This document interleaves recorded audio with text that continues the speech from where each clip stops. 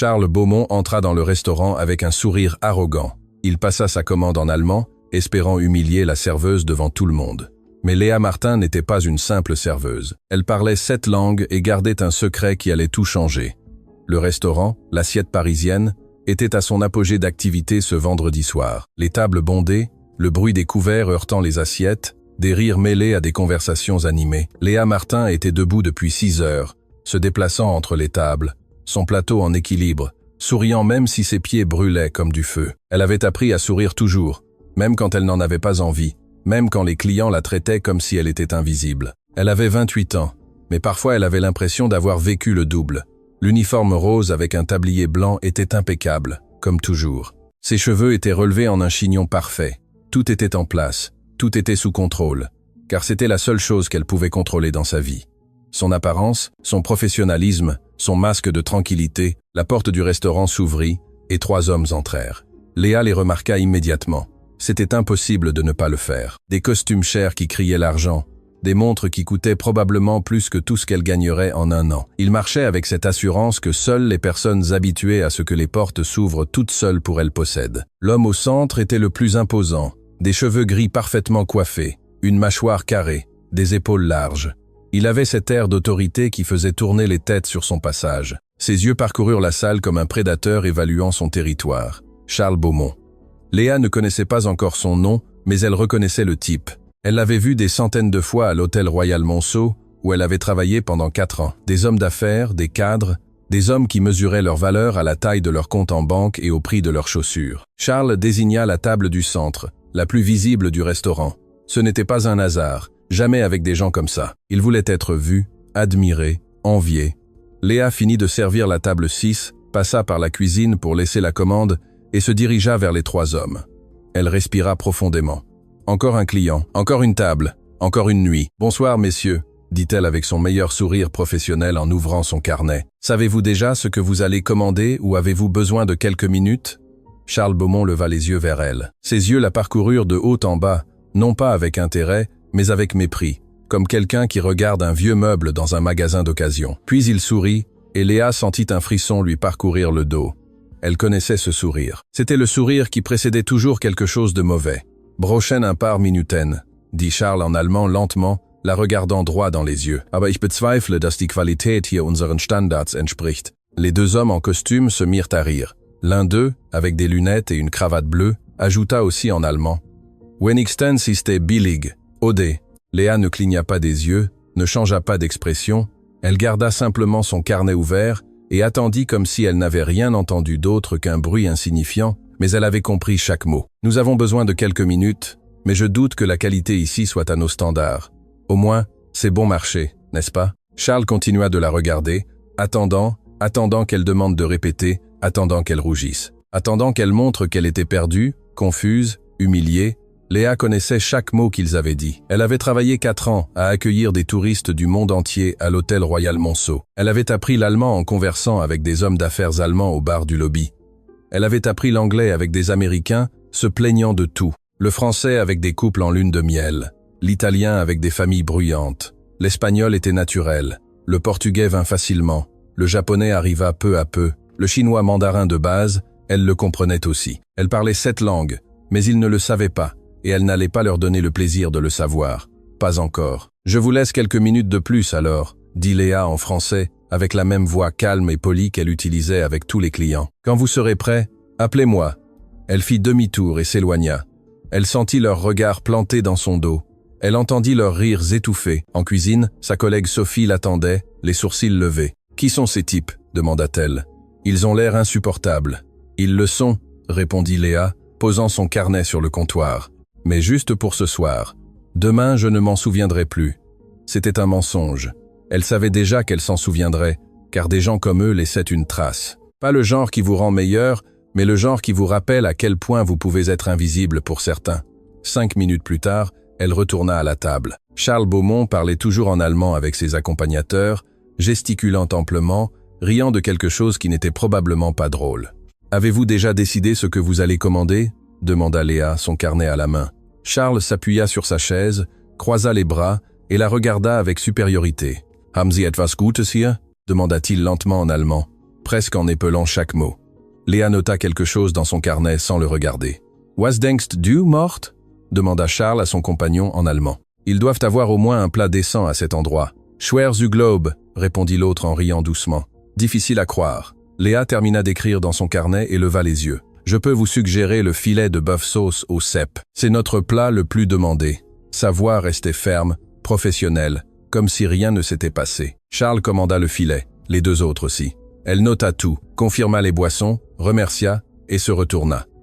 En s'éloignant, elle entendit Charles parler encore plus fort en allemand. « Leute wie Sie kommen nie aus solchen Orten heraus. Sie versuchen nicht einmal die Welt zu verstehen. Les gens comme elle ne sortent jamais de ces endroits.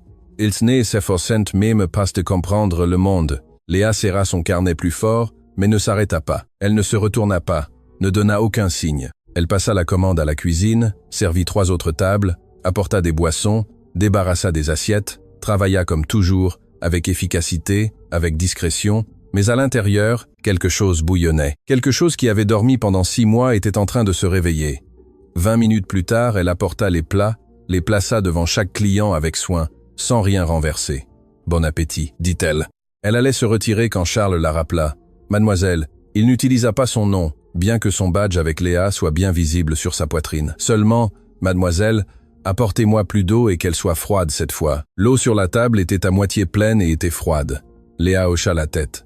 Bien sûr, elle alla la chercher. Quand elle revint avec la carafe, Charles parlait avec ses collègues d'affaires, alternant entre le français et l'anglais. Il prit la carafe de ses mains sans la regarder, sans remercier, et continua sa conversation comme si elle faisait partie du mobilier. Léa resta immobile 2 secondes, 3, attendant quelque chose, un merci, un geste, le moindre signe de reconnaissance de son existence.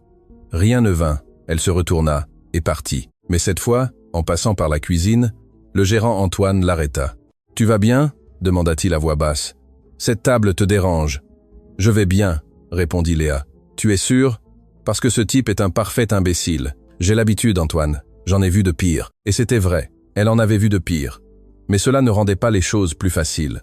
Le service continua. Charles et ses collègues finirent de manger, commandèrent un dessert, prirent un café. Pendant tout ce temps, ils continuèrent à faire des commentaires en allemand sur le lieu, sur la nourriture, sur le niveau des gens qui travaillaient dans de tels endroits. Léa écouta tout, mémorisa chaque mot, mais garda un visage impassible. Quand ils demandèrent finalement l'addition, Charles tendit sa carte de crédit sans la regarder. Elle apporta le terminal, il passa la carte, signa le reçu, ne laissa pas de pourboire. Puis il se leva, ajusta sa veste et regarda Léa pour la première fois avec une réelle attention. « Merci », dit-il en français.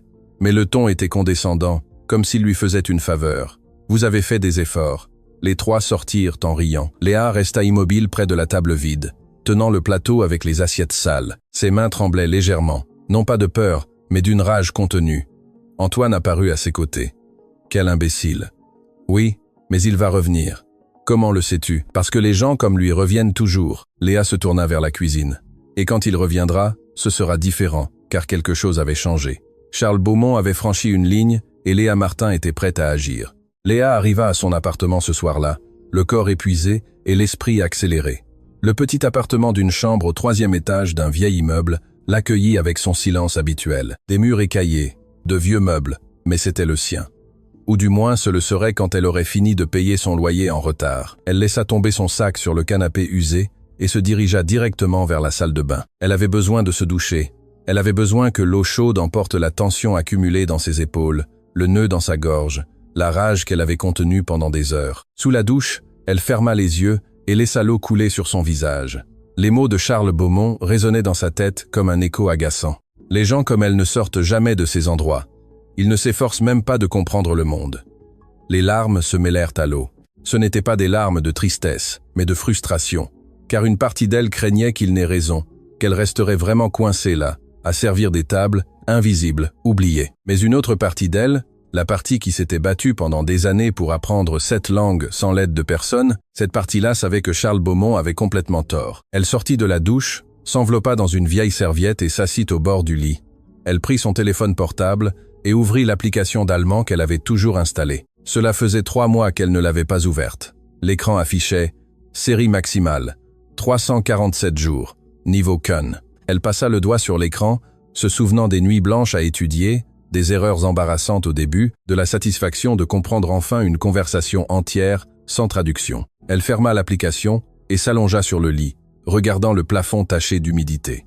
Son esprit voyagea 4 ans en arrière, quand les choses étaient différentes, quand elle était différente. L'hôtel Royal Monceau était l'un des plus prestigieux de la ville. 5 étoiles, lobby en marbre, clients du monde entier. Léa avait commencé là à 24 ans comme réceptionniste de nuit. Elle ne connaissait aucune langue quand elle y est entrée, seulement le français, et un anglais scolaire qui lui permettait à peine de dire « Good morning » sans buter. Mais l'hôtel ne s'arrêtait jamais. Des Allemands arrivaient pour demander des visites. Des Américains se plaignaient de la climatisation. Des Italiens voulaient des recommandations de restaurants. Des Japonais avaient besoin d'indications. Des Brésiliens demandaient des informations en portugais.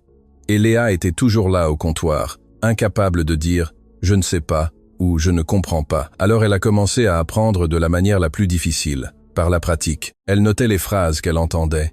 Elle demandait aux clients de lui apprendre comment dire ceci ou cela. Elle téléchargeait des applications sur son téléphone et étudiait pendant ses pauses déjeuner.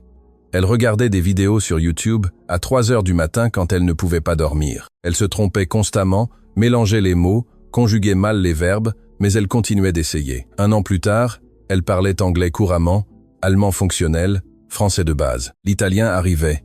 Le portugais était naturel par sa similitude avec l'espagnol. Le japonais, elle l'a appris d'un couple de personnes âgées qui ont séjourné 3 semaines à l'hôtel et ont eu la patience de lui enseigner. Le chinois mandarin était le plus difficile, mais elle a atteint un niveau conversationnel de base, et personne à l'hôtel n'avait la moindre idée de ce qu'elle avait accompli par elle-même. Les gérants l'adoraient. « Léa, elle résout tout », disait-il. « Envoyez n'importe quel client à elle. » Et il le faisait. Elle est devenue la personne que tout le monde cherchait quand ils avaient des problèmes avec des étrangers. Mais ensuite, l'hôtel a fermé. Crise économique, dettes accumulées. Un matin, ils ont appelé tous les employés et ont annoncé la nouvelle. 30 jours pour cesser les opérations. Après cela, chacun pour soi. Léa a cherché du travail dans d'autres hôtels. Elle a envoyé son CV à des dizaines d'endroits, mais la ville avait peu d'hôtels de ce niveau et tous avaient déjà un personnel complet. Les réponses étaient toujours les mêmes. Nous garderons votre CV. Si un poste se libère, nous vous contacterons. Pour l'instant, nous n'avons pas de poste disponible. Les mois passèrent, l'argent s'épuisa. Le loyer fut en retard. L'électricité fut coupée 2 fois. Léa avait besoin de n'importe quoi qui lui permettrait de payer les factures. C'est alors qu'elle a vu l'annonce du restaurant L'Assiette Parisienne. Serveuse recherchée, expérience non requise, se présenter en personne.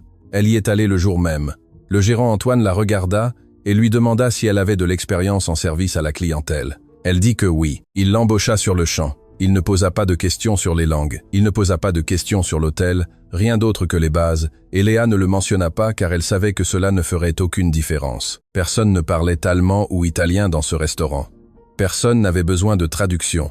Les clients étaient des locaux, des gens simples qui commandaient des plats du jour et payaient en espèces. Elle n'était qu'une autre serveuse et c'était bien. Au moins, cela payait les factures. Mais cette nuit-là, après 6 mois à servir des tables sans utiliser rien de ce qu'elle avait appris, Charles Beaumont était entré dans le restaurant et avait décidé qu'elle était invisible, qu'elle était stupide, qu'elle ne comprenait rien. Et cela lui fit mal d'une manière que Léa n'attendait pas. Elle se leva du lit et marcha vers la petite fenêtre de son appartement. La ville brillait dehors, des lumières scintillant sur des bâtiments lointains, des gens vivant leur vie, des gens avec des emplois importants, des gens qui n'avaient jamais eu à choisir entre payer l'électricité ou acheter de la nourriture. Elle prit son téléphone à nouveau et ouvrit le navigateur. Elle tapa « Emploi pour traducteur »,« Emploi bilingue »,« Interprète recherché », les mêmes résultats habituels. Les mêmes entreprises, les mêmes exigences. Expérience minimale de 5 ans, diplôme universitaire en langue, disponibilité pour voyager à l'international. Léa n'avait pas de diplôme universitaire. Elle avait tout appris seule en pratique, au comptoir de l'hôtel, en se trompant et en se corrigeant, mais cela ne comptait pour personne. Les papiers importaient plus que les compétences. Elle ferma le navigateur et jeta le téléphone sur le lit. Demain serait un autre jour, un autre service, d'autres tables, d'autres clients et juste peu, Charles Beaumont reviendrait, car les gens comme lui revenaient toujours. Ils aimaient avoir un public, ils aimaient se sentir supérieurs. Et s'il revenait, Léa serait prête. Elle ne savait pas encore ce qu'elle ferait exactement, mais elle savait qu'elle n'allait pas laisser passer l'occasion. Encore, elle éteignit la lumière et ferma les yeux. La fatigue du corps réclamait le repos, mais l'esprit continuait de s'emballer, pensant, planifiant, imaginant des scénarios. Et pour la première fois en 6 mois, Léa dormit avec quelque chose de plus que l'inquiétude en tête. Elle dormit avec détermination. Les 3 jours suivants passèrent lentement. Léa travaillait en pilote automatique, servait des tables, souriait aux clients, apportait des plats, ramassait des pourboires misérables, mais son esprit était ailleurs. Chaque fois que la porte du restaurant s'ouvrait, son cœur s'accélérait légèrement, attendant de le voir entrer, attendant que Charles Beaumont revienne. Il n'apparut pas le mardi, ni le mercredi. Le jeudi, Léa commença à penser qu'il ne reviendrait peu, être pas après tout. C'était peu, être juste une mauvaise nuit, et c'était oublié. Mais le vendredi arriva, et avec lui Charles Beaumont. Il était 14 heures, l'heure du déjeuner. Le restaurant était plein comme toujours. Léa était en train d'équilibrer 2 plats quand elle vit la porte s'ouvrir. Il était là. Charles Beaumont entra seul cette fois, costume gris impeccable, mallette en cuir à la main, téléphone collé à l'oreille. Il parlait fort, gesticulait de la main libre, occupait l'espace comme s'il lui appartenait. Le cœur de Léa s'accéléra, mais elle ne s'arrêta pas. Elle finit de servir la table, ramassa les assiettes vides d'une autre et retourna au comptoir. Antoine organisait les commandes. « Ce type est revenu », dit-il à voix basse, désignant discrètement Charles. « L'imbécile de l'autre fois. »« Je sais », répondit Léa. « Tu veux que quelqu'un d'autre s'en occupe ?» Léa respira profondément. « Non, je m'en occupe. » Antoine fronça les sourcils. « Tu es sûr ?» « Complètement. » Elle prit son carnet, ajusta son uniforme et marcha vers la table que Charles avait choisie, la même au centre. Bien sûr, il était toujours au téléphone quand elle arriva. Il faisait de grands gestes de sa main libre. Il parlait anglais avec quelqu'un à l'autre bout du fil. « Oui, je comprends l'inquiétude, mais nous devons boucler cela pour lundi, » disait-il avec impatience. « Non, ce n'est pas acceptable. Faites pression sur les autres. » Léa resta là à attendre. 10 secondes, 20, 30. Charles ne la regarda pas une seule fois. Finalement, il raccrocha le téléphone et le jeta sur la table avec force.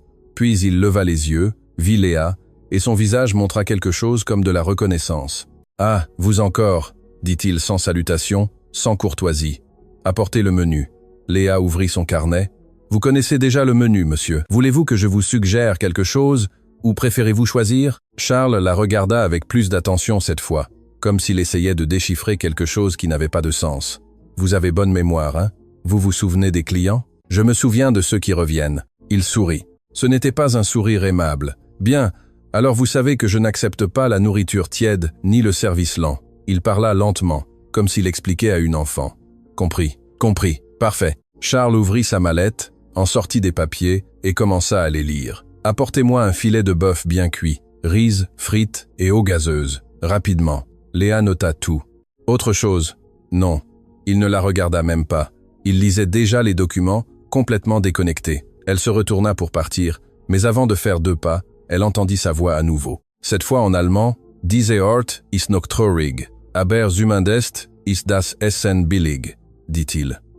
À personne en particulier, juste à voix haute, « Voyons voir, cet endroit est toujours triste, mais au moins la nourriture est bon marché. » Léa s'arrêta, elle sentit le sang monter à son visage.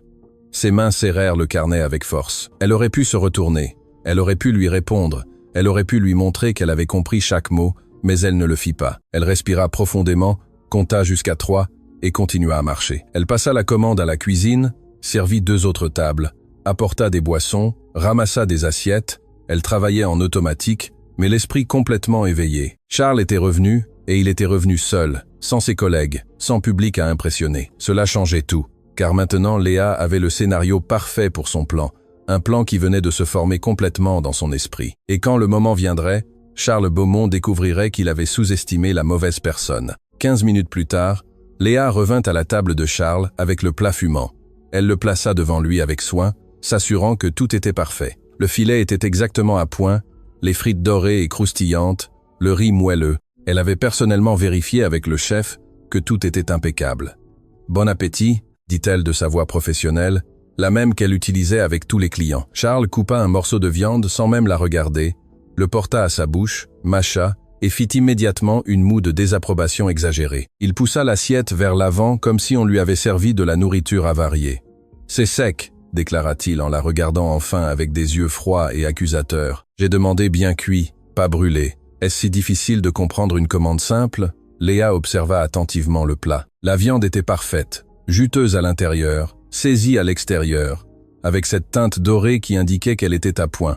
exactement comme un filet de bœuf bien cuit devait l'être. N'importe quel chef professionnel serait fier de ce plat. « Désirez-vous que je demande au chef d'en préparer un autre ?» demanda-t-elle, gardant sa voix calme, sans laisser transparaître l'irritation qui commençait à bouillir en elle. « Je n'ai pas le temps d'attendre à nouveau. » Charles coupa un autre morceau avec des gestes brusques, mâcha avec une mauvaise mine et continua. « Mais la prochaine fois, faites plus attention à ce que je demande. Ce n'est pas si compliqué pour quelqu'un dans votre position, n'est-ce pas ?» Le ton condescendant dans ses mots était indubitable, comme s'il parlait à quelqu'un ayant des capacités limitées. « Oui, monsieur. » Charles leva lentement les yeux vers elle. Ses yeux la parcoururent de haut en bas avec ce regard évaluateur qu'il avait utilisé la première fois, comme s'il essayait de résoudre une énigme qui ne l'intéressait pas vraiment, mais qui l'amusait momentanément. « Vous avez toujours été si effacé ?» demanda-t-il en penchant légèrement la tête sur le côté. « Ou seulement avec moi, parce que j'ai connu beaucoup de serveuses, et elles ont généralement plus de personnalité. » Léa sentit quelque chose se serrer dans sa poitrine.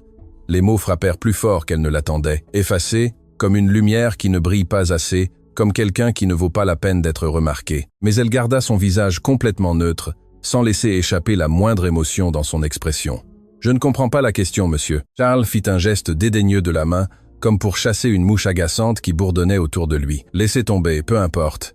Allez juste me chercher plus d'eau, et assurez-vous qu'elle soit vraiment froide cette fois. » Léa hocha légèrement la tête et se retourna pour s'éloigner. Ses pas étaient mesurés, contrôlés, professionnels, mais elle entendit alors sa voix à nouveau, en allemand, plus fort qu'avant, avec ce ton de supériorité qui ne vient que de quelqu'un qui est absolument certain de ne pas être compris. « Menschen wie Sie erreichen nie etwas I am Leben » lui dit-il en coupant un autre morceau de viande avec des mouvements délibérés. « Sie bleiben für immer am selben Ort gefangen. Kein Ehrgeiz, keine Träume, nur Durchschnittlichkeit. Es ist fast traurig, wenn man darüber nachdenkt. Les gens comme elle n'accomplissent jamais rien dans la vie. Ils restent piégés au même endroit pour toujours, sans ambition, sans rêve, juste la médiocrité. C'est presque triste quand on y pense. » Léa s'arrêta net. Ses pieds se figèrent au sol comme s'ils avaient pris racine. Les mots la transpercèrent comme des couteaux moins aiguisés, précis, conçus pour blesser à l'endroit exact où cela faisait le plus mal. Non pas par la cruauté elle-même, mais par la précision effrayante avec laquelle il touchait ses peurs les plus profondes. Car une partie d'elle, la partie qui se réveillait à 3 heures du matin, le cœur battant et l'anxiété lui serrant la poitrine, craignait que cela ne soit vrai, qu'elle resterait vraiment coincée là, à servir des tables jusqu'à ce que ses pieds ne puissent plus la soutenir, jusqu'à ce que son dos cède, jusqu'à ce qu'elle devienne une ombre invisible pour le monde, quelqu'un que les gens regardaient sans réellement voir. Mais il y avait une autre partie d'elle, la partie qui avait étudié jusqu'à ce que ses yeux lui brûlent et que les lettres dansent sur l'écran du téléphone. La partie qui avait mémorisé des milliers de mots dans 7 langues différentes, sans l'aide de professeurs, sans l'aide d'académies coûteuses, sans l'aide de personne d'autre que sa propre détermination brutale. La partie qui avait transformé chaque moment libre en une opportunité d'apprentissage, chaque touriste en un professeur involontaire, chaque erreur en une leçon gravée dans sa mémoire. Cette partie savait avec une certitude absolue que Charles Beaumont avait complètement tort, et cette partie était sur le point de parler. Léa se retourna lentement, très lentement. Chaque mouvement était délibéré, contrôlé. Elle retourna vers la table à pas mesurés, consciente que toutes les décisions des 4 dernières années de sa vie l'avaient menée exactement à ce moment. Elle s'arrêta juste à côté de Charles, à sa droite, suffisamment proche pour qu'il doive lever les yeux pour la regarder, et attendit. Il perçut sa présence et leva les yeux avec une irritation évidente sur son visage. Ses sourcils se froncèrent. « Qu'est-ce que vous voulez maintenant? Je ne vous ai pas dit d'apporter de l'eau ?» Léa tint son carnet à 2 mains, le serrant légèrement. Elle inspira profondément, remplissant ses poumons d'air, sentant son cœur battre fort, mais de manière constante. Ce n'était pas de la nervosité, c'était de l'anticipation. C'était le moment où tout ce qu'elle avait construit seule, en silence, sans reconnaissance, allait enfin éclater au grand jour. Et alors, avec la prononciation parfaite qu'elle avait pratiquée des centaines, des milliers de fois devant le miroir de sa petite salle de bain, avec des touristes patients dans le hall de l'hôtel, avec des vidéos YouTube jouant encore et encore jusqu'à l'aube, avec la clarté cristalline de quelqu'un qui maîtrise parfaitement la langue et ne la baragouine. Pas seulement. Elle dit en allemand: Das Fleisch ist genauso zubereitet, wie Sie es bestellt haben, mein Herr. Gut durchgebraten. Die Qualität ist ausgezeichnet. La viande est préparée comme vous l'avez commandé, monsieur. Bien cuite comme vous l'avez demandé. La qualité est excellente. La fourchette de Charles s'arrêta en l'air, suspendue dans un moment figé dans le temps. Sa bouche s'entr'ouvrit légèrement. Il cligna des yeux 1 fois, 2 fois, 3 fois. Son cerveau tentait clairement de traiter ce qu'il venait d'entendre, comme si les mots avaient été prononcés dans une langue étrangère qui ne devrait pas exister dans ce contexte, à cet endroit, sortant de la bouche de cette personne. Le bruit du restaurant continuait autour d'eux, des assiettes s'entrechoquant en cuisine, des conversations aux autres tables, le son de la machine à expresso. Mais à cette table, dans ce petit espace entre Léa et Charles, le silence était absolu, dense, chargé d'électricité. « Quoi ? Qu'est-ce que vous avez dit ?» demanda-t-il en français. Sa voix avait perdu toute son arrogance précédente. Elle sonnait presque incrédule, comme s'il ne pouvait pas faire confiance à ses propres oreilles. Léa répéta, toujours en allemand, sans hâte, sans colère, sans triomphalisme, juste avec une clarté absolue et un calme qui contrastait dramatiquement avec l'expression choquée sur le visage de Charles. « Das Fleisch ist perfekt, gut durchgebraten, genau wie Sie es bestellt haben. Es gibt keinen Fehler. La viande est parfaitement préparée, bien cuite, exactement comme vous l'avez commandé. Il n'y a aucune erreur. » Charles lâcha sa fourchette. Le bruit du métal heurtant l'assiette en porcelaine résonna plus fort que la normale, faisant écho dans le silence tendu qui s'était installé autour d'eux. Il s'adossa lentement à sa chaise, s'éloignant d'elle comme s'il avait besoin de distance physique pour traiter ce qui se passait. Son visage passa par plusieurs expressions en succession rapide. Une surprise sincère, une profonde confusion, de l'incrédulité, puis quelque chose ressemblant à de l'embarras, mêlé à une touche de ce qui pourrait être de la honte, bien qu'il luttait clairement contre l'admission de ce dernier sentiment. Les tables voisines avaient commencé à remarquer que quelque chose d'inhabituel se produisait. Les conversations s'éteignaient progressivement. Les regards se dirigeaient vers eux avec une curiosité à peine dissimulée. Antoine, depuis le comptoir, avait cessé d'organiser les commandes et observait la scène, les yeux grands ouverts, complètement immobile. « Vous parlez allemand ?» demanda Charles en français. Sa voix avait complètement perdu son ton autoritaire et condescendant, elle sonnait maintenant presque vulnérable. « Oui », répondit simplement Léa en français. « Depuis quand ?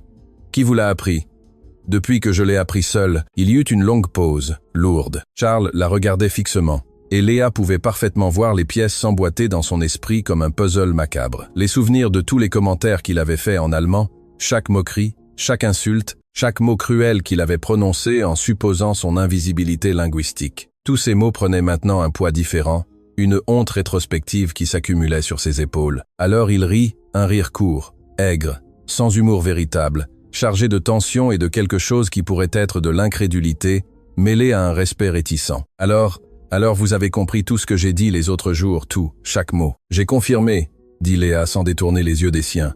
Chaque commentaire, chaque insulte, chaque moquerie, tout. Le visage de Charles devint rouge vif, mais ce n'était pas le rouge de la honte que l'on s'attendrait de quelqu'un qui vient d'être découvert dans sa mesquinerie. C'était le rouge de la rage, de l'indignation de celui qui se sent trompé, exposé, vulnérable. Ses mains se serrèrent en poing sur la table, les jointures blanchissant sous la pression. « Et pourquoi diable n'avez-vous rien dit avant ?» Sa voix monta en volume, attirant encore plus de regards des tables environnantes. « Pourquoi m'avez-vous laissé parler ainsi si vous compreniez tout ?» Léa maintint son regard ferme, sans ciller, sans reculer d'un millimètre face à la colère qui émanait de lui comme des vagues de chaleur. « Parce que vous n'avez jamais posé la question, » répondit-elle, avec un calme qui contrastait dramatiquement avec son agitation. « Vous avez simplement supposé. Vous avez supposé que j'étais ignorante. Vous avez supposé que je ne comprendrais pas. Vous avez supposé que vous pouviez dire ce que vous vouliez sans conséquence. C'était votre choix, pas le mien. » Le silence retomba sur la table comme une lourde couverture. Mais cette fois c'était différent. Ce n'était pas le silence du choc initial. C'était tendu, chargé, dangereux, le genre de silence qui précède les tempêtes. Certaines tables voisines avaient complètement abandonné le prétexte de ne pas écouter. Les conversations s'étaient arrêtées. Les regards étaient ouvertement dirigés vers eux. Même les serveurs avaient interrompu leur tâche, observant de loin avec des expressions mêlant curiosité et quelque chose comme de l'étonnement. Charles se pencha en avant, appuyant ses coudes sur la table. Sa posture était agressive, provocatrice. Quand il parla à nouveau, ce fut en allemand, et sa voix avait un ton de défi ouvert, comme s'il testait si elle pouvait réellement tenir une conversation complète ou si elle n'avait mémorisé que quelques phrases. Interessant. Also, die Kellnerin hat versteckte Tricks. Wie viele Sätze kannst du tatsächlich sagen? Oder hast du nur ein paar Phrasen auswendig gelernt, um mich zu beeindrucken? Interessant. Donc, la serveuse a des tours cachés. Combien de phrases pouvez-vous réellement dire? Ou avez-vous juste mémorisé quelques phrases pour m'impressionner? Léa répondit sans la moindre hésitation, également en allemand, avec une fluidité qui montrait clairement qu'elle ne récitait pas des lignes répétées, mais pensait activement dans la langue. Das sind keine Tricks, Herr Beaumont. Das sind Fähigkeiten, die ich über 4 Jahre entwickelt habe. Ich habe jeden Tag studiert, mit Hunderten von Menschen gesprochen, Fehler gemacht und aus ihnen gelernt. Was Sie Tricks nennen, ist das Ergebnis von Disziplin und harte Arbeit. Ce ne sont pas des tours, Monsieur Beaumont. Ce sont des compétences que j'ai développées pendant 4 ans. J'ai étudié tous les jours, parlé à des centaines de personnes, commis des erreurs et appris d'elles. Ce que vous appelez des tours est le résultat de la discipline et du travail acharné. La mâchoire de Charles se crispa visiblement. Il la regarda pendant plusieurs secondes qui semblèrent s'étirer éternellement. Puis il rit à nouveau, mais cette fois le son était différent. Il y avait toujours de l'incrédulité, mais il y avait aussi autre chose. Quelque chose qui pouvait être du respect, bien qu'il luttait clairement contre l'admettre ouvertement. « Compétence !» répéta-t-il le mot lentement, le savourant. « Compétence, combien de langues parlez-vous alors ? 2, 3, 4, au maximum. » Léa le regarda droit dans les yeux. C'était le moment. Le moment pour lequel elle avait travaillé pendant des années, sans savoir qu'il arriverait. Le moment où tous ses efforts, tous ses sacrifices, toutes ces nuits blanches à étudier pendant que d'autres dormaient, auraient enfin un but visible. « Cette langue couramment », dit-elle en français, laissant chaque mot tomber comme une pierre dans l'eau calme, et un niveau conversationnel de base dans une 8e. Le rire mourut complètement dans la gorge de Charles. Son expression changea à nouveau. C'était maintenant de l'incrédulité pure, mêlée à quelque chose qui ressemblait dangereusement à de l'étonnement. Il la regarda fixement, son cerveau essayant visiblement de traiter cette information qui ne correspondait à aucune des hypothèses qu'il avait faites à son sujet. À la table d'à côté, un couple avait complètement cessé de manger et observait la scène, la bouche légèrement ouverte. Antoine, depuis le comptoir, tenait un plateau en l'air, complètement paralysé, comme une statue. Sophie, sa collègue serveuse, s'était approchée et observait, les yeux écarquillés. Le restaurant entier semblait être entré dans une sorte de transe collective. Tous les présents conscients qu'ils étaient témoins de quelque chose d'extraordinaire. « Cette langue » répéta Charles, comme s'il avait besoin de l'entendre à nouveau pour que son cerveau puisse commencer à accepter la réalité. « Sept. 7 couramment » confirma Léa. « 8 si nous comptons le mandarin de base, mais je préfère être honnête sur mes limitations dans ce dernier. »« Quels sont les 7 » La question sortit presque comme un murmure. Toute l'arrogance précédente avait disparu de sa voix. « Le français est ma langue maternelle. Ensuite, l'anglais, l'allemand, l'italien, le portugais et le japonais. Comme je l'ai mentionné, je peux aussi tenir des conversations de base en chinois mandarin, mais je ne me considère pas courante dans cette langue. Je fais encore trop d'erreurs grammaticales, et mon vocabulaire est limité aux situations quotidiennes. » Charles resta silencieux pendant ce qui sembla être plusieurs minutes, mais ne fut probablement que quelques secondes. Il prit son verre d'eau d'une main légèrement tremblante, but lentement, comme s'il avait besoin de temps pour réfléchir et le reposa sur la table avec un soin exagéré. Ses yeux ne la quittèrent jamais, l'étudiant comme s'il la voyait pour la première fois comme une personne réelle et non comme un accessoire du restaurant. « Vous mentez », dit-il finalement, mais sa voix manquait de conviction. C'était plus un espoir désespéré qu'une accusation réelle. « Je ne mens pas, Monsieur Beaumont, mais je comprends votre scepticisme. C'est une affirmation rare pour quelqu'un dans ma position actuelle. Prouvez-le alors. » Le défi revint dans sa voix, mais maintenant il était mêlé à une curiosité sincère. « Si vous parlez vraiment toutes ces langues, prouvez-le tout de suite. » Léa aurait pu être offensée par le défi. Elle aurait pu avoir l'impression d'être mise à l'épreuve comme un artiste de cirque exécutant des tours pour le divertissement du public. Elle aurait pu faire demi-tour et le laisser assis là avec son incrédulité et son arrogance blessée. Cela aurait été tout à fait justifiable. Mais elle savait que c'était le moment. Non pas un moment, mais le moment. L'occasion de prouver une fois pour toutes qu'elle était bien plus que ce qu'il avait imaginé, bien plus que ce que quiconque dans ce restaurant imaginait, bien plus que ce qu'elle-même s'était permis de croire pendant les 6 derniers mois à servir des tables et à cacher sa lumière sous des tonnes d'insécurité et de circonstances défavorables. « Comment voulez-vous que je le prouve ?» demanda-t-elle toujours en allemand, gardant sa voix professionnelle, mais avec une touche de défi propre. Charles prit son téléphone portable avec des mouvements rapides, presque frénétiques. Ses doigts volèrent sur l'écran pendant qu'il écrivait quelque chose. Il tourna l'appareil vers elle. Sur l'écran, une phrase en français brillait. « La persévérance est la clé du succès, même dans les moments les plus sombres. » « Lisez ceci, » ordonna-t-il, bien que son ton ait perdu son tranchant autoritaire, et sonnait plus comme une supplication déguisée en ordre. À haute voix et traduisez-le. Léa lut sans la moindre hésitation avec l'accent parisien qu'elle avait perfectionné en écoutant d'innombrables touristes français. « La persévérance est la clé du succès, même dans les moments les plus sombres. » Puis elle ajouta en français La persévérance est la clé du succès, même dans les moments les plus sombres. Charles cligna des yeux. Ses doigts retournèrent à l'écran. Certe fois, il écrivit quelque chose in italien. Il coraggio non è l'assenza di paura, ma la forza di andare avanti nonostante essa.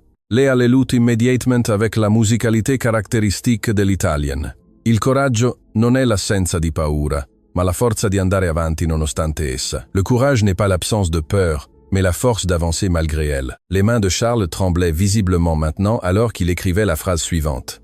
Japonais cette fois. Yuki to wa osor no nasa de wanaku. Sor ni tashimuko tsuyosa de haru. Léa le prononça avec la précision tonale que le japonais exigeait.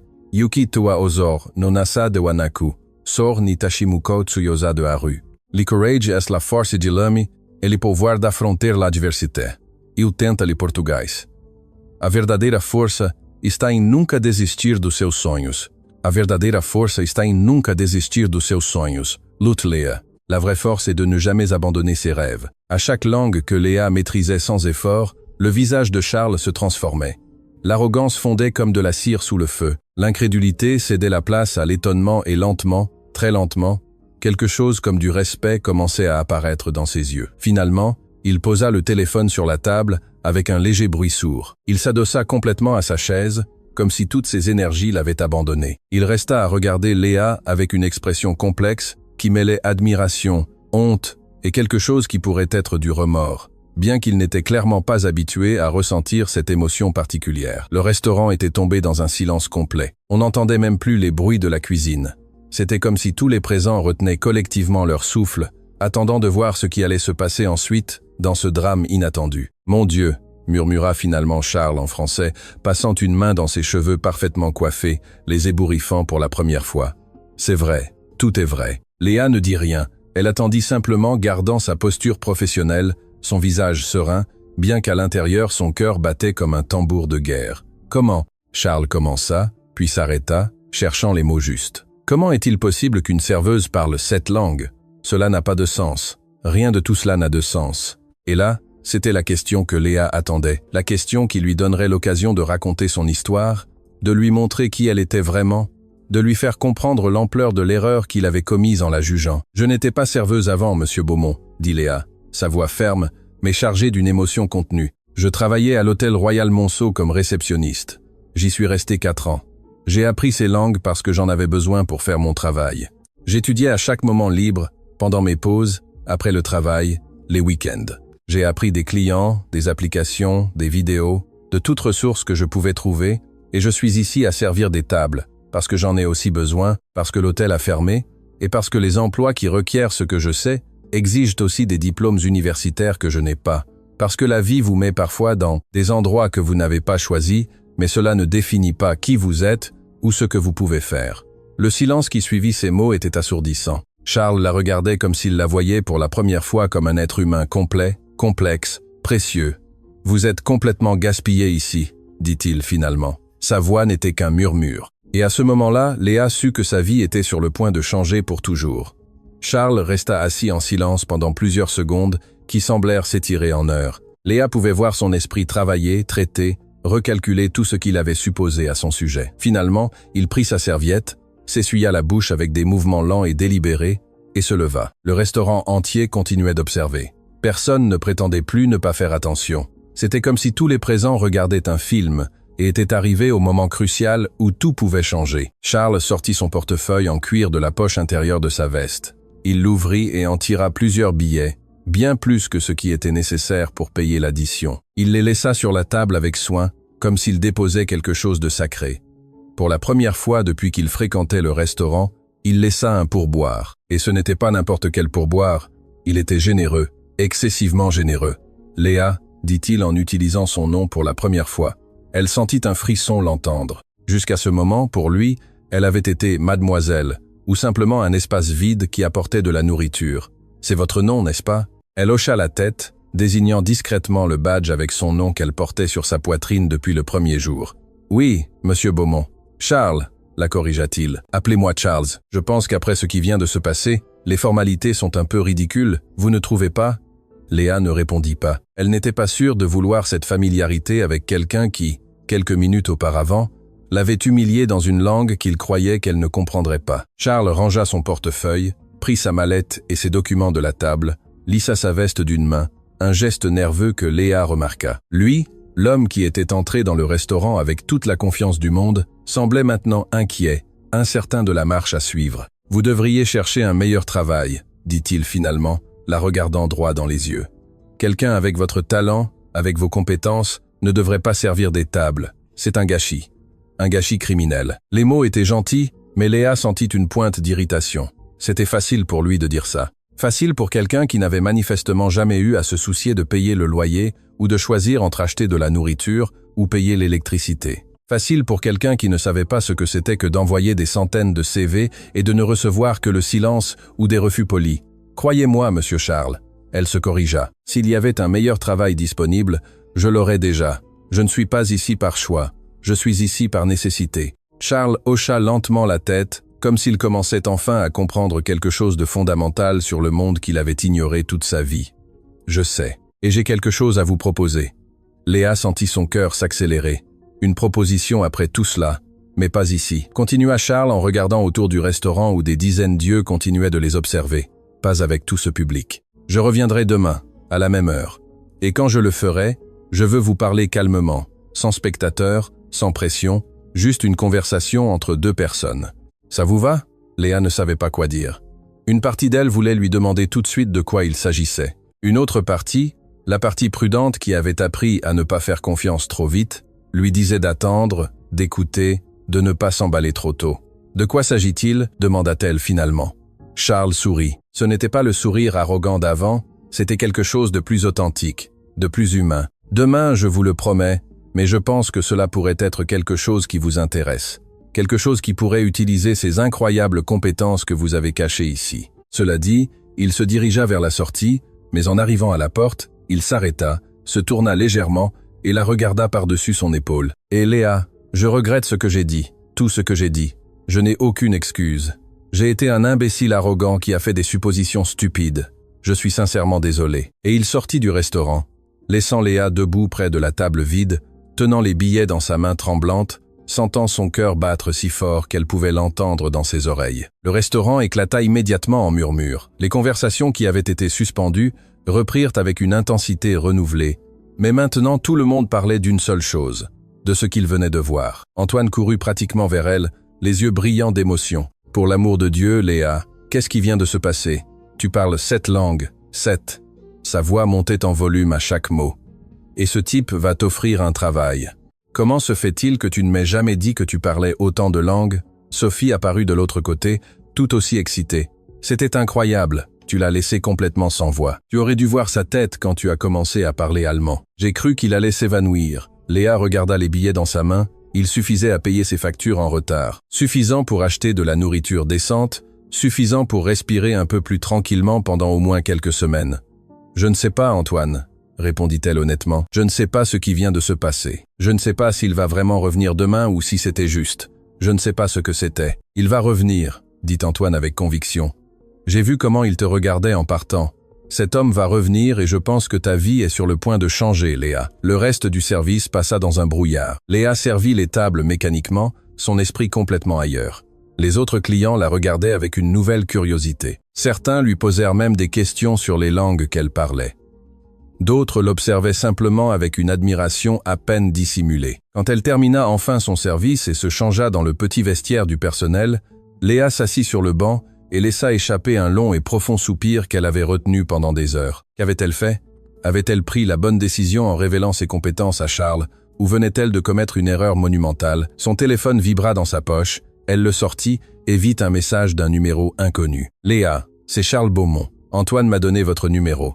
J'espère que cela ne vous dérange pas. Je voulais juste confirmer que je serai là demain à 14h. S'il vous plaît, donnez une chance à cette conversation. Je pense que nous avons tous les deux beaucoup à gagner. Et encore une fois, mes excuses pour mon comportement. Il n'y a aucune excuse pour la façon dont je vous ai traité. CB. » Léa lut le message 3 fois, puis 4. Ses doigts restèrent suspendus au-dessus du clavier, ne sachant que répondre. Finalement, elle écrivit « D'accord, je serai là. À demain. » Elle envoya le message avant de pouvoir regretter. Cette nuit-là, Léa ne put dormir une seule minute. Elle resta éveillée dans son lit, regardant le plafond taché d'humidité de son petit appartement, l'esprit à 1000 km/h. Que pouvait vouloir Charles Beaumont? Cette proposition serait-elle réelle ou jouait-il seulement avec elle? Et si c'était un piège d'une sorte? Et s'il voulait seulement l'humilier d'une manière différente? Mais alors elle se rappela l'expression sur son visage quand elle avait démontré ses compétences. Ce n'avait pas été de la moquerie, cela avait été un étonnement sincère, et cette excuse à la fin avait semblé sincère. Elle se leva du lit à 5 heures du matin, incapable de rester allongée. Elle se prépara un café léger avec le peu qui lui restait, elle s'assit près de la fenêtre et observa la ville se réveiller lentement sous le ciel encore sombre. Les lumières commencèrent à s'allumer dans les bâtiments voisins, des gens allant au travail, des gens vivant leur vie normale. Des gens qui ne savaient pas que dans ce petit appartement, une femme était sur le point de prendre une décision qui pourrait tout changer. Léa pensa à sa mère, décédée 5 ans auparavant, sans avoir vu tout ce que sa fille avait accompli. Elle pensa à son père, qui avait disparu de leur vie quand elle avait 10 ans. Elle pensa à tous les moments où elle avait voulu abandonner, quand apprendre une nouvelle langue semblait impossible, quand les mots se mélangeaient dans sa tête et qu'elle voulait jeter son téléphone contre le mur, mais elle n'avait pas abandonné. Elle n'avait jamais abandonné, et elle n'allait pas commencer maintenant. Elle prit son téléphone et ouvrit son application d'allemand. L'écran affichait toujours une série de 347 jours complétés, niveau Con. Elle sourit légèrement. Être que tout cet effort aurait finalement un but plus grand. Elle passa la journée dans un état d'anxiété contrôlée. Elle se doucha. Elle se prépara avec plus de soin que d'habitude. Elle choisit son meilleur uniforme, celui qui n'avait ni tache ni usure visible. Elle se coiffa avec une attention particulière, s'assurant que chaque mèche était en place. Elle arriva au restaurant 1 heure avant son service. Antoine l'accueillit avec un immense sourire. « Prête pour ton grand moment ?»« Je ne sais pas si je suis prête, » admit Léa. « Je ne sais même pas à quoi m'attendre. Écoute-le. Écoute ce qu'il a à dire et ensuite tu décides. » Mais Léa, ne laisse pas la peur te faire dire non avant même de savoir ce qu'il t'offre. Elle hocha la tête, appréciant le conseil, bien que son estomac restât noué. Les 14 heures arrivèrent avec une lenteur agonisante. Léa avait surveillé la porte comme un faucon, son cœur faisant un bond chaque fois qu'elle s'ouvrait, seulement pour être déçue quand une autre personne entrait. Et puis, exactement à 14 heures, Charles Beaumont franchit la porte. Mais cette fois, c'était différent. Il ne parlait pas au téléphone, il ne gesticulait pas avec arrogance, il ne marchait pas comme s'il était propriétaire des lieux, il marchait d'un pas mesuré, presque humble. Il portait le même type de costume coûteux, mais quelque chose dans son langage corporel était complètement différent. Ses yeux cherchèrent immédiatement Léa. Quand il la trouva, il sourit. Ce n'était pas le sourire condescendant d'avant, c'était chaleureux, sincère, presque nerveux. Il se dirigea directement vers elle. « Bonjour Léa, merci de me donner cette opportunité. »« Bonjour Charles, » répondit-elle, sa voix plus ferme qu'elle ne le ressentait. « Vous disiez que vous aviez une proposition. »« Oui, nous pouvons nous asseoir, » dit-il, désignant une table dans le coin, loin du bruit principal du restaurant. « Cela prendra un peu de temps et je veux que vous compreniez exactement de quoi il s'agit. » Léa regarda Antoine, qui hocha la tête, lui donnant la permission. Ils se dirigèrent vers la table du coin et s'assirent l'un en face de l'autre. Charles posa sa mallette sur la table, l'ouvrit et en sortit un dossier. Mais avant de l'ouvrir, il le laissa de côté et regarda directement Léa. « Avant de parler affaires, je dois dire quelque chose. » commença-t-il. « Hier, je suis parti d'ici complètement honteux, non seulement d'avoir été découvert en train de mal parler de vous, mais de réaliser à quel point j'avais été aveugle. J'ai fait des suppositions basées sur rien d'autre que des préjugés et de l'arrogance. Je vous ai jugé par votre travail actuel, sans considérer qui vous étiez réellement ou ce que vous aviez accompli. Et cela en dit plus sur mes propres lacunes en tant que personne que sur vous. » Léa écouta en silence. Les mots semblaient sincères, mais une partie d'elle restait prudente. « J'apprécie les excuses, » dit-elle finalement. « Mais vous n'êtes pas venu ici seulement pour vous excuser à nouveau, n'est-ce pas ?» Charles sourit légèrement. « Non, vous avez raison. Je suis venu ici parce que je crois que je peux vous offrir quelque chose, et franchement parce que je crois que vous pouvez m'offrir quelque chose dont j'ai désespérément besoin. » Il ouvrit le dossier et en sortit quelques documents. « J'ai une société de conseil internationale, Beaumont, associés. Nous travaillons avec des clients du monde entier, Europe, Asie, Amérique. Nous aidons les entreprises à se développer sur de nouveaux marchés, à établir des opérations dans différents pays, à naviguer dans les complexités des affaires au niveau mondial. » Il fit une pause pour organiser ses pensées. « Le problème est que mon assistante exécutive, la personne qui gérait toutes mes communications internationales, toutes mes traductions, toutes mes coordinations avec des clients étrangers, a démissionné il y a 3 semaines, elle est partie travailler pour la concurrence, elle m'a laissé dans une situation terrible. J'ai des réunions prévues avec des clients japonais, allemands, italien, j'ai des contrats qui doivent être traduits. J'ai des appels qui nécessitent une interprétation en temps réel, et jusqu'à hier, je n'avais absolument aucune idée de comment j'allais résoudre ce problème. Il regarda Léa avec une intensité qui la rendit à la fois mal à l'aise et intriguée. Et puis je suis entré dans ce restaurant il y a une semaine, et j'ai trouvé exactement ce dont j'avais besoin, seulement j'ai été trop stupide et arrogant pour m'en rendre compte, jusqu'à ce que vous me le montriez de la manière la plus percutante possible. Léa sentit son cœur s'accélérer. Que proposez-vous exactement? Charles se pencha en avant. Je veux vous offrir le poste d'assistante exécutive dans mon entreprise. Salaire de départ 3 fois ce que vous gagnez ici. Avantages sociaux complets. Bureau individuel et surtout, l'opportunité d'utiliser chacune de ces langues que vous avez si durement travaillé pour apprendre. Léa eut le souffle coupé. Elle sentit littéralement l'air quitter ses poumons. 3 fois, elle pouvait à peine former les mots. 3 fois votre salaire actuel, confirma Charles. Plus des primes basées sur la performance. Mais je dois être honnête avec vous, Léa. Ce n'est pas un travail facile. Les heures peuvent être longues, les clients peuvent être exigeants. Il y aura des voyages occasionnels, il y aura de la pression, il y aura des moments où vous vous demanderez si ça en vaut la peine. Il marqua une pause significative. Mais il y aura aussi de la croissance, de l'apprentissage, des opportunités, et finalement, vous ferez quelque chose qui exploitera vraiment tout ce dont vous êtes capable. Léa resta silencieuse pendant plusieurs secondes, son esprit courant à des vitesses impossibles. 3 fois son salaire. Cela signifiait pouvoir payer ses dettes, pouvoir respirer, pouvoir vivre au lieu de simplement survivre. Pourquoi moi? Demanda-t-elle finalement. Vous pourriez embaucher quelqu'un avec un diplôme universitaire, quelqu'un avec une expérience corporative formelle. Pourquoi une serveuse sans aucune de ces qualifications? Charles sourit. Parce que hier j'ai vu quelque chose qu'aucun diplôme universitaire ne peut enseigner.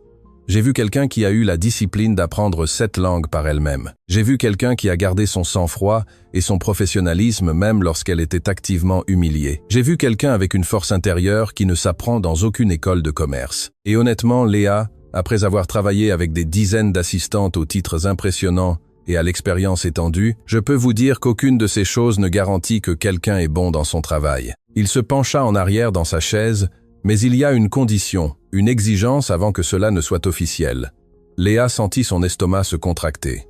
Laquelle? Je dois vous voir en action. Un test réel. J'ai une réunion cruciale avec un client japonais prévue pour ce vendredi. C'est un contrat important. Si je le perds, mon entreprise aura de sérieux problèmes. J'ai besoin que vous veniez à cette réunion, que vous preniez des notes de tout ce qui sera discuté, que vous m'aidiez à communiquer efficacement et qu'ensuite vous me fournissiez un rapport complet de tout ce qui a été convenu. Ses yeux se plantèrent dans les siens. Si vous pouvez faire cela, si vous pouvez prouver que vous pouvez réellement gérer la pression d'une vraie réunion d'affaires de haut niveau, alors le poste est à vous. Contrat signé le jour même. Qu'en dites-vous? Léa sentit des milliers d'émotions se battre en elle. Peur, excitation, doute, espoir. C'était trop beau pour être vrai. Il devait y avoir un piège, une ruse, quelque chose. Et si j'échoue au test? Demanda-t-elle à voix basse. Alors, rien ne se passe, répondit Charles.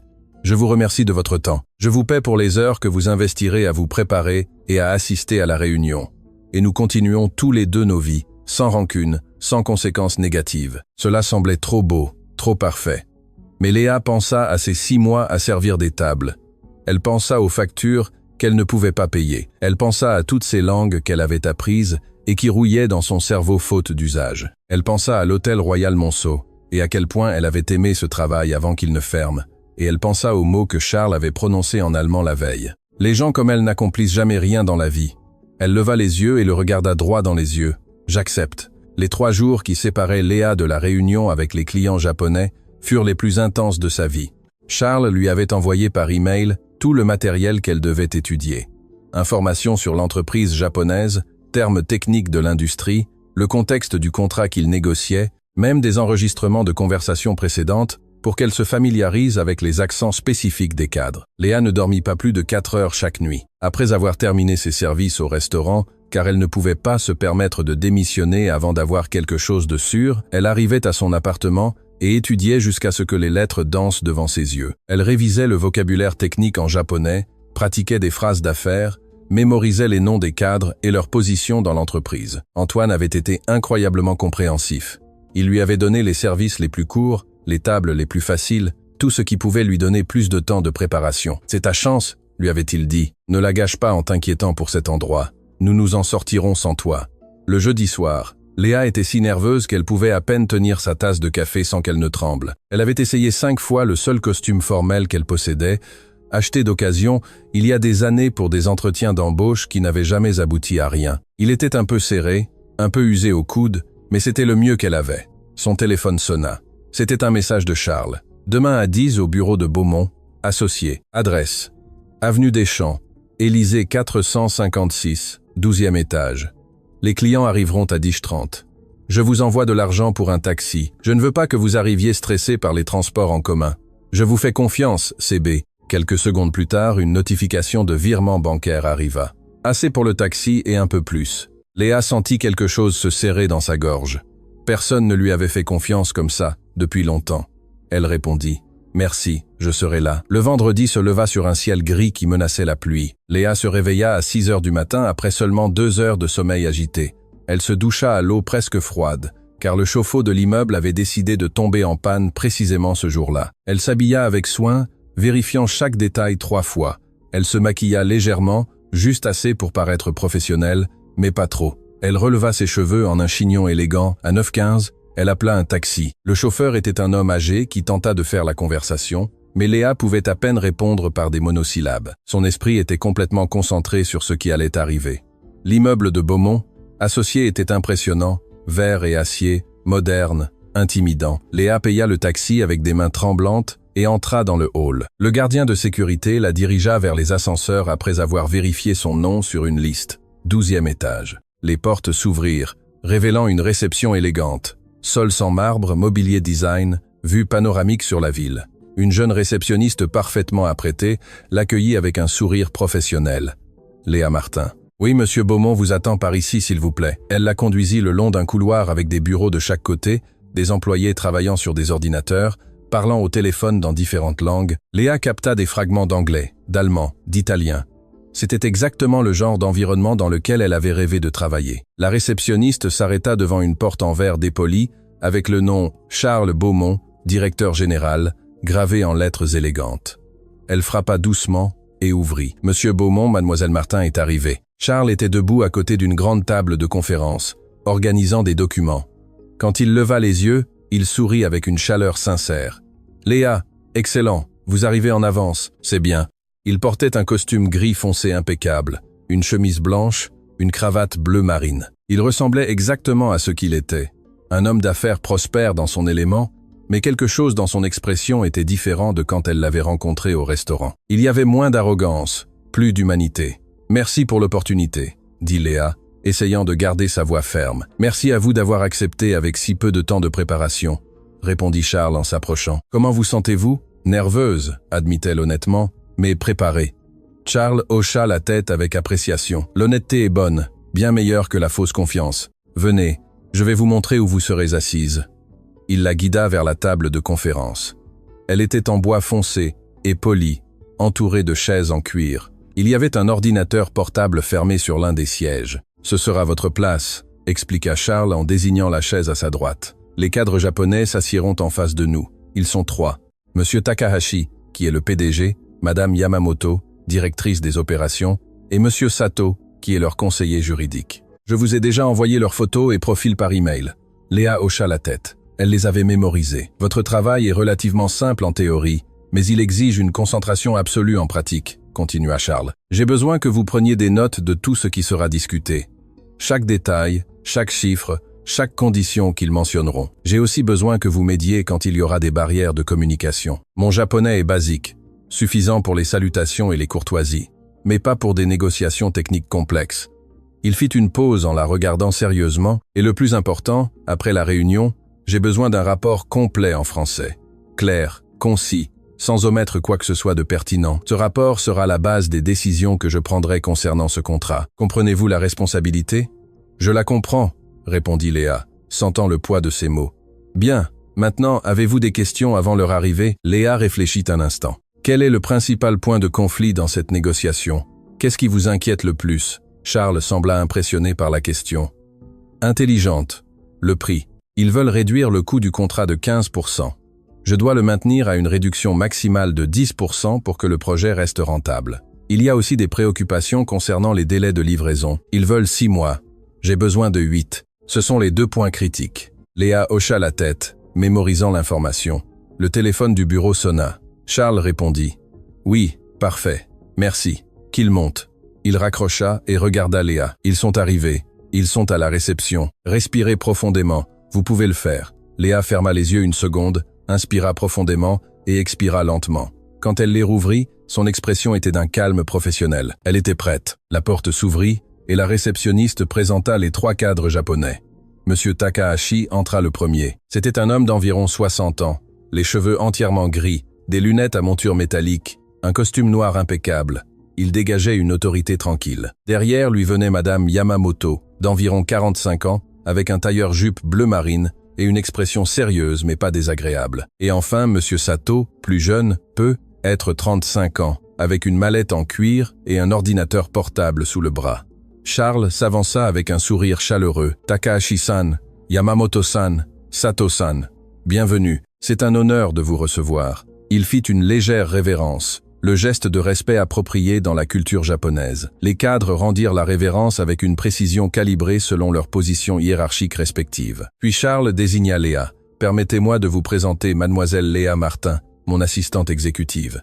Elle nous accompagnera pendant la réunion d'aujourd'hui. » Les 3 cadres se tournèrent vers Léa. Elle s'inclina dans une révérence parfaitement exécutée, pas trop profonde, ce qui aurait été excessif pour sa position, mais suffisamment respectueuse. « Hajime Mashit, watashi wa Léa Martin Desu, yoroshiku onegaishimasu » dit-elle en japonais parfait. « C'est un plaisir de vous rencontrer. Je suis Léa Martin. S'il vous plaît, soyez aimables avec moi. » Les 3 cadres clignèrent des yeux, surpris. Monsieur Takahashi sourit légèrement. La première trace de chaleur dans son expression. « Nihongo ga josu desu » répondit-il. « Vous parlez très bien japonais. »« Arigato gozaimasu » répondit modestement Léa. « Madamada benkyu chu desu »« Merci, je suis encore en train d'étudier. » La réponse humble, culturellement appropriée, sembla gagner encore plus d'approbation.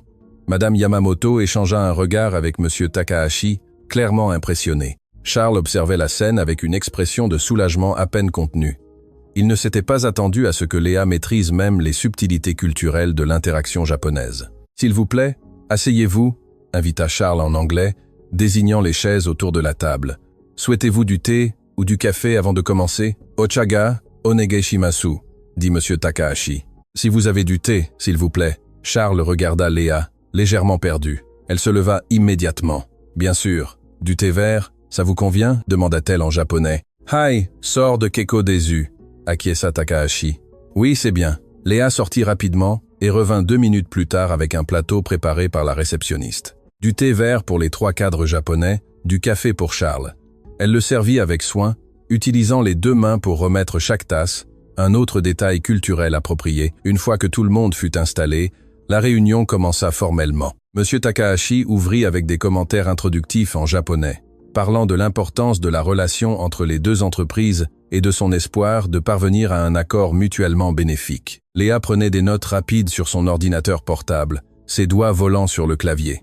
Charles observait, essayant de capter ce qu'il pouvait, mais perdant clairement des détails. Puis, Madame Yamamoto commença à parler des termes spécifiques du contrat. Elle parla vite, utilisant une terminologie technique complexe. Léa vit Charles se tendre légèrement. « Excusez-moi » interrompit poliment Léa en japonais. « Pourriez-vous parler un peu plus lentement dans les sections techniques?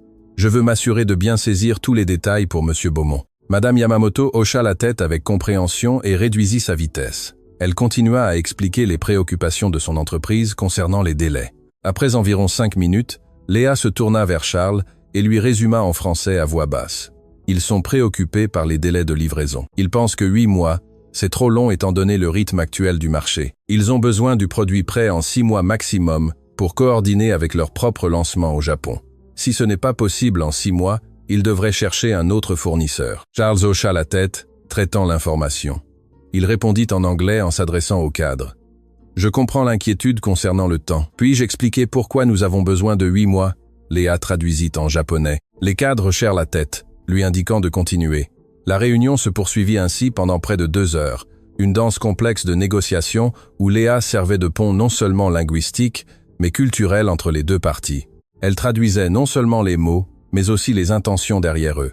Elle adoucissait des expressions qui pourraient sembler trop directes ou conflictuelles. Elle clarifiait les malentendus avant qu'ils ne deviennent des problèmes. Il y eut un moment particulièrement tendu lorsque M. Sato, le conseiller juridique, souleva des objections concernant une clause spécifique du contrat. Il parla rapidement, avec une frustration évidente dans son ton. Charles ne comprit rien et regarda Léa avec inquiétude. Elle écouta attentivement jusqu'à ce que Sato ait terminé, puis se tourna vers Charles. Il a des problèmes avec la clause de pénalité pour les retards.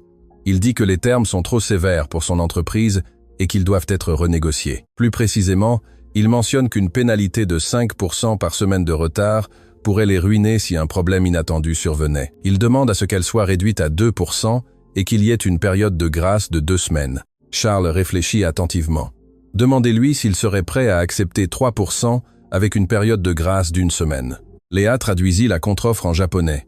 Les 3 cadres se regardèrent, eurent une brève consultation à voix basse et finalement M. Takahashi hocha la tête. « Sor wa ukeiraremasu » dit-il. « C'est acceptable. » Et ainsi de suite, point par point, objection par objection, compromis par compromis. Léa ne perdit jamais le fil, ne se trompa jamais, ne laissa jamais rien d'important se perdre dans la traduction. Finalement, après 2 heures et demie, M. Takahashi s'adossa à sa chaise et sourit. « Je crois que nous sommes parvenus à un accord qui convient aux 2 parties. » Tout le monde dans la salle se détendit visiblement. Quand les cadres japonais partirent, Charles ferma la porte du bureau et s'effondra sur sa chaise avec un profond soupir. « Mon Dieu, Léa, c'était incroyable. » Léa était toujours assise devant son ordinateur portable, révisant ses notes. Son cœur battait encore vite à cause de l'adrénaline de la réunion. « Vraiment ?» demanda-t-elle, n'osant pas le croire complètement. « Je n'ai commis aucune erreur. » Charles rit en passant ses mains dans ses cheveux. « Erreur, Léa. Vous venez de sauver un contrat de 2 millions de dollars. Vous n'avez pas seulement traduit,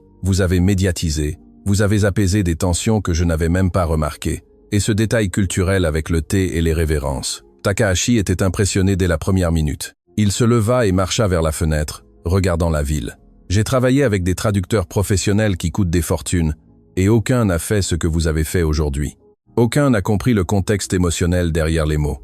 Aucun n'a anticipé les problèmes avant qu'ils n'explosent. » Léa sentit quelque chose de chaud s'étendre dans sa poitrine. « Fierté, reconnaissance, validation. Je dois encore rédiger le rapport, » dit-elle en reportant son attention sur l'ordinateur portable. « Prenez votre temps. Utilisez ce bureau aussi longtemps que vous en aurez besoin. Je dois passer quelques appels, mais je serai dans le coin. » Charles sortit, la laissant seule. Léa respira profondément et commença à écrire. Ses doigts volèrent sur le clavier, transcrivant tout ce qu'elle avait capté.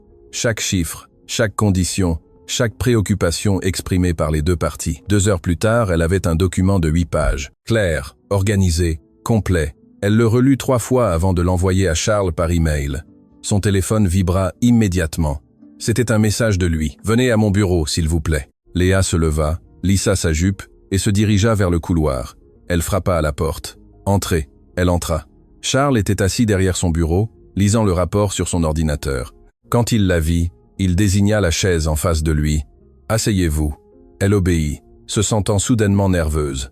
Son expression était sérieuse, impossible à lire. Charles finit de lire, ferma l'ordinateur portable et la regarda directement. « Ce rapport est parfait, absolument parfait. Vous avez capturé des choses que je n'avais même pas remarquées pendant la réunion. Vous avez inclus le contexte, les nuances, même les expressions faciales des cadres lorsque nous avons discuté de certains points. » Il fit une pause. « Léa, vous avez réussi le test avec brio. Le poste est à vous si vous le voulez toujours. » Le cœur de Léa s'arrêta, puis il commença à battre si fort qu'elle était sûre qu'il pouvait l'entendre. « Vous êtes sérieux ? » Complètement sérieux. Charles ouvrit un tiroir de son bureau et en sortit un épais dossier. « Voici votre contrat. Salaire que nous avons discuté, avantages sociaux complets, congés payés, primes de performance. Vous commencez lundi si vous acceptez. Vous aurez votre propre bureau, votre propre ordinateur, accès à tous nos systèmes. » Il fit glisser le dossier vers elle. « Prenez le week-end pour le lire. Mais Léa, je veux être complètement honnête avec vous. Ce travail ne sera pas facile. Il y aura des journées de 12 heures. Il y aura des clients difficiles. Il y aura du stress. Mais il y aura aussi de la croissance, des opportunités et enfin la reconnaissance que vous méritez. » Léa prit le dossier de ses mains tremblantes, l'ouvrit et vit son nom sur la première page. Contrat de travail. Léa Martin, assistante exécutive. Les larmes commencèrent à piquer ses yeux. Elle cligna rapidement des yeux, essayant de les retenir. « Je ne sais pas quoi dire. »« Dites oui, » répondit Charles avec un sourire. « Dites que vous allez saisir cette opportunité et que vous allez montrer au monde de quoi vous êtes capable. » Léa le regarda. Cet homme qui, une semaine auparavant, l'avait humiliée en allemand, pensant qu'elle ne comprendrait pas. Cet homme qui avait supposé qu'elle n'était qu'une autre serveuse sans ambition ni rêve, la regardait maintenant avec un respect sincère, avec admiration même. « Il y a quelque chose que je dois vous dire d'abord », dit Léa à voix basse. Charles se pencha en avant. « Je vous écoute. Quand vous êtes entré dans le restaurant cette première fois et que vous avez parlé en allemand, ça m'a fait mal. Pas seulement les mots, mais ce qu'ils représentaient. Toute ma vie, les gens m'ont sous-estimé à cause de mon travail, de mon manque de diplôme universitaire, de mon apparence, et chaque fois que cela se produit, ça fait un peu plus mal. » Elle fit une pause, organisant ses pensées. « Mais cela m'a aussi appris quelque chose. Ça m'a appris que je ne peux pas attendre que les autres voient ma valeur. Je dois la leur montrer. Je dois arrêter de me cacher derrière la peur du rejet et commencer à me battre pour ce que je mérite. » Elle regarda directement Charles. « Alors oui, j'accepte ce travail, mais pas parce que j'ai besoin de votre approbation ou parce que j'ai besoin que quelqu'un me sauve. Je l'accepte parce que c'est ce que je mérite, parce que j'ai travaillé dur pendant des années pour arriver à ce moment, et parce que je suis enfin prête à cesser d'être invisible. » Charles sourit largement. « C'est exactement l'attitude dont j'ai besoin dans mon équipe. Bienvenue chez Beaumont, associé Léa. » Il lui tendit la main. Elle la serra fermement. « Merci, je ne vous décevrai pas. Je sais. » Léa se leva, rangea le contrat dans son sac et se dirigea vers la porte. Mais avant de sortir, elle se retourna. « Charles, une chose de plus. Oui, ne me sous-estimez plus jamais, ni personne d'autre. La prochaine personne que vous humilierez pourrait avoir des compétences que vous n'imaginez même pas et vous pourriez perdre quelque chose de précieux, simplement en étant arrogant. » Charles hocha lentement la tête. « Vous avez tout à fait raison. C'est une leçon que je n'oublierai pas. » Léa sortit de l'immeuble et marcha dans la rue, le contrat serré contre sa poitrine. Le ciel gris du matin s'était éclairci et maintenant le soleil brillait intensément. La ville semblait différente, plus lumineuse, pleine de possibilités. Elle sortit son téléphone et appela Antoine. « Léa, comment ça s'est passé ? » « J'ai eu le travail, Antoine. Je l'ai eu. » De l'autre côté, elle entendit un cri de joie. « Je le savais. Je savais que tu y arriverais. »« Quand commences-tu ? » ?»« Lundi. Je dois te parler de ma démission du restaurant. » « Ne t'inquiète pas pour ça. Considère ça comme réglé. Va, fête. Tu le mérites. » Léa raccrocha et continua de marcher sans but précis, laissant la réalité de ce qui venait de se passer l'envahir complètement. Sa vie avait changé. En une semaine, tout avait changé, et cette fois, c'était elle qui l'avait fait arriver. 6 mois s'étaient écoulés depuis que Léa avait franchi pour la première fois les portes de Beaumont, associée en tant qu'employée. 6 mois qui ressemblaient à 6 ans de croissance comprimés en un semestre d'intensité absolue. Son bureau était petit mais le sien. Fenêtre avec vue sur la ville, bureau en bois, ordinateur de dernière génération et une plaque sur la porte indiquant « Léa Martin, assistante exécutive senior ». Le titre avait changé après le 3e mois, lorsque Charles reconnut que son travail allait bien au-delà des fonctions d'une assistante régulière. Elle coordonnait des réunions internationales, négociait des contrats, gérait les relations avec des clients de 5 continents différents. Elle avait voyagé à Tokyo 2 fois, à Berlin 1 fois, à Paris pour une conférence importante. Son appartement n'avait plus de murs écaillés ni de meubles cassés. Elle avait payé toutes ses dettes. Elle avait commencé à épargner. Elle avait même envoyé de l'argent à sa tante à la campagne, la seule famille qui lui restait. Mais le succès n'avait pas été facile. Charles avait eu raison à ce sujet. Il y avait des journées de 14 heures, des nuits où elle restait jusqu'à 23 h pour résoudre des crises de dernière minute, des clients exigeants qui la faisaient douter d'elle-même, des moments où le syndrome de l'imposteur lui murmurait à l'oreille qu'elle ne méritait pas d'être là. Mais chaque fois que cette voix apparaissait, Léa se souvenait d'où elle venait. Elle se souvenait du restaurant, elle se souvenait des humiliations, elle se souvenait du sentiment d'être invisible, et elle utilisait ces souvenirs comme carburant pour avancer. Un mardi après-midi, Charles frappa à la porte de son bureau. « Vous avez 1 minute ? » « Toujours, » répondit Léa, en rangeant le document sur lequel elle travaillait. Charles entra et ferma la porte derrière lui. Son expression était sérieuse, ce qui mit immédiatement Léa en alerte. En 6 mois, elle avait appris à lire ses expressions. Ce n'était pas un travail de routine. « Je dois vous parler de quelque chose d'important, » commença-t-il, en s'asseyant sur la chaise en face de son bureau. « Quelque chose qui pourrait changer votre position dans l'entreprise. » Le cœur de Léa s'accéléra. « Qu'est-ce qui se passe ?» Charles respira profondément. « L'entreprise croît plus vite que prévu. Les contrats que vous avez aidé à conclure, les relations que vous avez établies avec nos clients internationaux, nous nous développons et j'ai besoin d'aide pour tout gérer. » Il fit une pause, cherchant les mots justes. « Je veux ouvrir un tout nouveau département, services linguistiques et conseils culturels, un département spécifiquement dédié à aider nos clients à naviguer dans les complexités des affaires à travers les frontières culturelles et linguistiques. Léa écoutait attentivement, ne sachant pas où cela allait la mener. « Et je veux que vous le dirigiez », dit Charles finalement. « En tant que directrice du département, votre propre équipe, votre propre budget, une autonomie complète pour le construire comme vous l'entendez. » Léa resta sans voix. Elle ne pouvait littéralement pas former une réponse cohérente. « Directrice ?» parvint-elle enfin à dire. « Charles, je n'ai même pas de diplôme universitaire. »« Vous n'en avez pas besoin, » répondit-il fermement. « Vous avez quelque chose de bien plus précieux, une expérience réelle, des compétences prouvées et la confiance de nos clients les plus importants. Les Japonais ont spécifiquement demandé à travailler avec vous sur de futurs projets. Les Allemands ont été impressionnés par votre gestion de leurs préoccupations culturelles. Les Italiens, eh bien, vous savez à quel point ils sont exigeants et ils vous adorent. » Il se pencha en avant. « Léa, pendant 6 mois, je vous ai vu faire des choses que des personnes ayant des doctorats ne peuvent pas faire. Vous avez démontré du leadership, de l'intelligence émotionnelle, de l'adaptabilité. Ce sont les qualités qui définissent un grand directeur, pas un morceau de papier d'une université. » Léa sentit des larmes monter dans ses yeux. Cette fois, elle n'essaya pas de les retenir. « Je ne sais pas quoi dire. Dites oui. Dites que vous allez construire ce département et en faire quelque chose d'extraordinaire. » Léa pensa à tout le chemin parcouru, depuis l'hôtel qui a fermé, la laissant sans rien, jusqu'au restaurant où elle avait servi des tables pendant que ses compétences rouillaient. Jusqu'à ce jour, où Charles Beaumont est entré et l'a humiliée sans savoir qu'elle comprenait chaque mot, tout avait conduit à ce moment. « Oui, dit-elle finalement, sa voix ferme malgré les larmes. « Oui, j'accepte. » Charles sourit largement. « Excellent. Nous commencerons à constituer l'équipe la semaine prochaine.